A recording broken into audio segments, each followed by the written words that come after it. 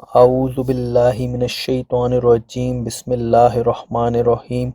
السلام علیکم معزز ناظرین، آج ہم بزنس گروتھ وظیفہ پر بات کریں گے۔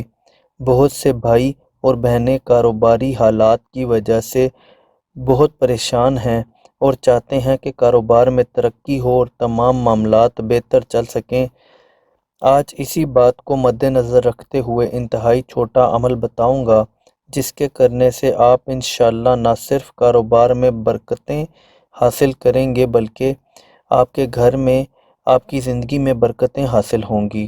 ہم سب جانتے ہیں کہ بعض دفعہ کاروبار کی بندش اور نظر لگنے کی وجہ سے کاروبار ٹھیک سے چلتا نہیں ہے اور بعض دفعہ لوگ ہم سے جلتے ہیں، وہ کاروبار پر بندش لگا دیتے ہیں۔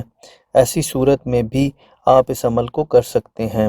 آپ کا کاروبار چاہے نیا ہو یا پرانا، آپ میری باتوں پر عمل کر کے کچھ دن اپنی روٹین کو ایسے بنا لیں کہ جب بھی کاروبار پر جائیں تو گھر سے نکلنے سے پہلے ایک بار وضو کر لیں۔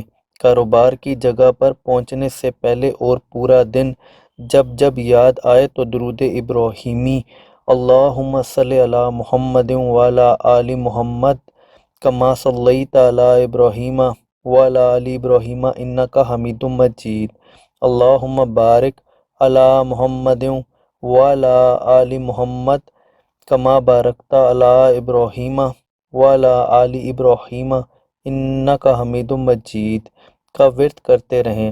ساتھ ہی ساتھ پورے یقین کا ہونا بہت ضروری ہے۔ ضروری نہیں ہے کہ پہلے دن کے عمل سے ہی کاروبار میں ترقی ہو جائے، لیکن 3 سے 7 دن کے اندر نتائج ملنا شروع ہو جائیں گے۔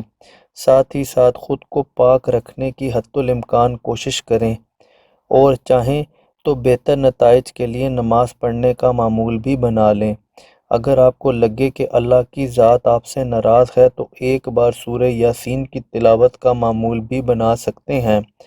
بے شک اللہ کی ذات ہی آپ کے رزق پر بھی قادر ہے۔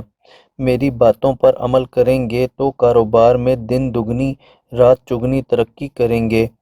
اس عمل کو روز کرنے سے آپ ہر گزرتے دن کے ساتھ بہتری کی طرف جائیں گے انشاءاللہ۔ یہ سب کرنے کے ساتھ ساتھ آپ اگر چاہیں تو کل پروفٹ کا 1% یا پھر 0.50% حصہ اللہ کی راہ میں بھی دینا شروع کر دیں۔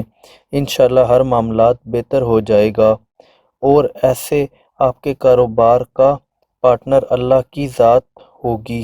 اس عمل کو کرنے کی اجازت عام ہے، ناپاکی کی حالت میں اس عمل کو نہ کریں تو بہتر ہوگا، اور پاک ہونے کی صورت میں عمل کو پھر سے شروع کر دیں۔